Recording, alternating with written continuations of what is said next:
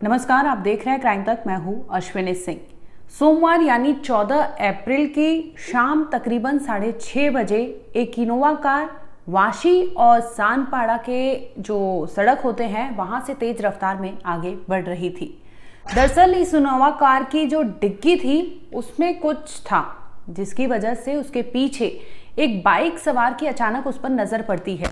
जब वो देखता है तो इनोवा कार की डिग्गी जो है वो हल्की सी खुली होती है और इसके साथ ही जब डिग्गी थोड़ी सी खुली होती है, इसके बाहर एक हाथ ऐसे हवा में लटक रहा था। बाइक सवार को लगता है कि जरूर इस इनोवा कार की डिग्गी में या तो किसी की किडनैपिंग की गई है या तो एक लाश को ले जाया जा रहा है ठिकाने लगाने के लिए। वो डर जाता है, फौरन वो वीडियो बनाने लगता है। इसके साथ ही सानपाड़ा पुलिस थाने में फोन करता है। फोन पर पुलिस को सूचना देता है कि फलाना नंबर की जो इनोवा कार है इसके डिग्गी में एक लाश हो सकता है कि एक लाश को ठिकाने लगाने के लिए ले जाया जा रहा था या फिर किसी की किडनैपिंग की गई थी, क्योंकि इनोवा कार की डिग्गी में एक हाथ लटक रहा था जो उसने बकायदा देखा है और इसका वीडियो बनाया है। फौरन पुलिस को जैसे ही सूचना मिलती है, पुलिस एक्टिव होती है और उस नंबर को ट्रेस करने लगती है। तमाम जगहों पर सीसीटीवी खंगालती है। शाम 6:30 बजे के बाद से लगातार पुलिस कोशिश करती है कि किसी भी तरह से उस इनोवा कार को ट्रेस कर लिया जाए। बता दें कि लगभग 2 घंटे की जद्दोजहद पुलिस करती है और आखिरकार 9 बजे रात पुलिस को सफलता मिलती है और पुलिस पहुंचती है सानपाड़ा के एक मॉल में। ये मॉल था हावरे फैंटेशिया मॉल, जो है सानपाड़ा के स्टेशन के करीब ही ये मॉल था, जिसके पार्किंग में ये कार पुलिस को सीसीटीवी में कैप्चर होते मिलती है। जिसके बाद फौरन पुलिस उस कार तक पहुंचती है और उस कार के मालिक का पूरा डिटेल्स निकालती है और पूछती है कि ये कार किसकी है। फौरन उन्हें बुलाया जाए। अब इसके बाद जिसकी कार रहती है वहाँ पर पहुँचता है और पुलिस उसे वो वीडियो दिखाती है जो बाइक सवार ने पुलिस को दिखाया था। और वो वीडियो देखते ही बाइक सवार और पुलिस वाले जो होते हैं, क्योंकि जो वीडियो में साफ नज़र आ रहा था वो देखकर ऐसा लग रहा था कि किसी को वो मार कर या मर्डर करके उसे ले जाया जा रहा था, जिसकी वजह से पुलिस वहाँ पर पहुँची थी।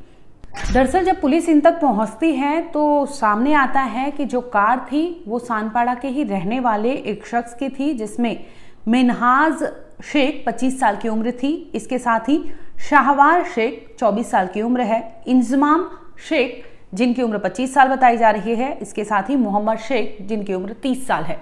इनमें से 3 लोग जो है कोपर खैरने के ही रहने वाले थे, यानी नवी मुंबई के रहने वाले थे, जिसमें से मोहम्मद शेख जो है वो मीरा रोड के रहने वाले थे। अब पुलिस इन चारों को अपने पास बुलाती है और पूछताछ करती है कि आखिर इस तरह से इनोवा कार में कौन था जो तुम इस तरह से ले जा रहे थे और उसका हाथ हवा में लटक रहा था।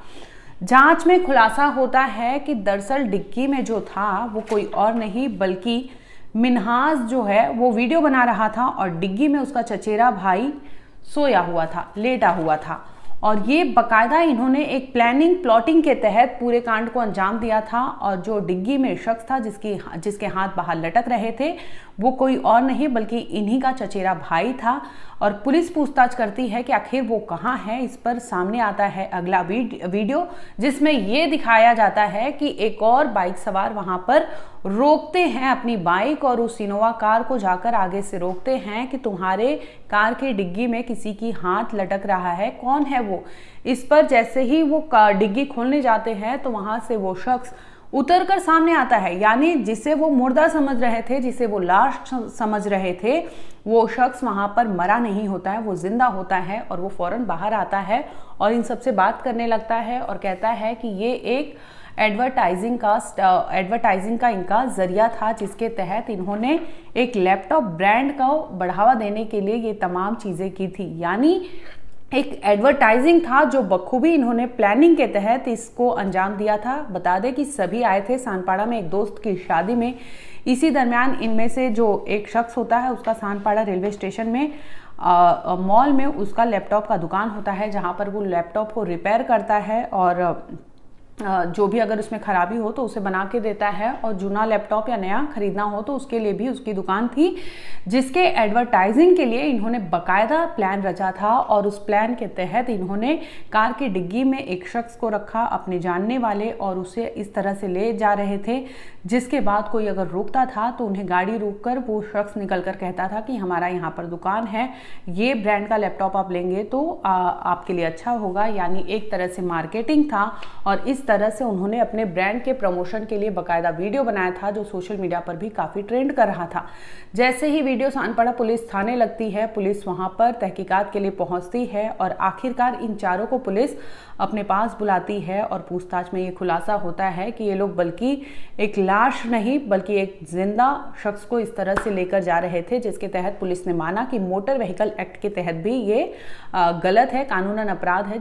फिलहाल आपको बता दें कि पुलिस ने इस मामले को गंभीरता से लेते हुए पूछताछ के लिए उन सभी को बुलाया था, जिसके बाद उन्हें चेतावनी दी गई और इसके बाद इन्हें छोड़ा गया और इनसे जुर्माना भी वसूला गया, क्योंकि इन्होंने मोटर व्हीकल एक्ट के तहत चीज़ें कानूनन अपराध किया था, जिसकी वजह से इन्हें पुलिस ने जुर्माना इनसे भरवाया था। फिलहाल इस केस में आपको बता दें कि चारों आरोपी को पुलिस ने छोड़ दिया है और उन्हें चेतावनी दी गई है। और इस तरह से सबसे बड़ी बात जो है, अगर सोशल मीडिया के लिए इस तरह से कंटेंट क्रिएटर इस लेवल तक की एडवर्टाइजिंग या प्रमोशन करने की सोच भी रखते हैं, तो अपने आप में सबसे बड़ा सवाल होता है कि आखिर समाज में किस तरह के लोग हैं। क्योंकि आप सड़क पे जा रहे हैं और कई लोग ऐसे हैं जिनकी नज़र पड़ी और उन्हें उस चीज़ का डर लगा कि हो सकता है इनके साथ कोई कांड हुआ हो, और ऐसे में अगर किसी ज़रूरतमंद के साथ चीज़ें होंगी तो लोग उन्हें सूचित करने के पहले सोचेंगे कि हो सकता है ये भी कोई प्रैंक हो, ये भी कोई ऐसे प्रमोशन के लिए ऐड हो। तो ज़रूरी है कि आप किस तरह के कंटेंट या किस तरह के प्रमोशन के लिए कंटेंट क्रिएट कर रहे हैं, ये भी सोच समझकर पब्लिक को बनाना चाहिए।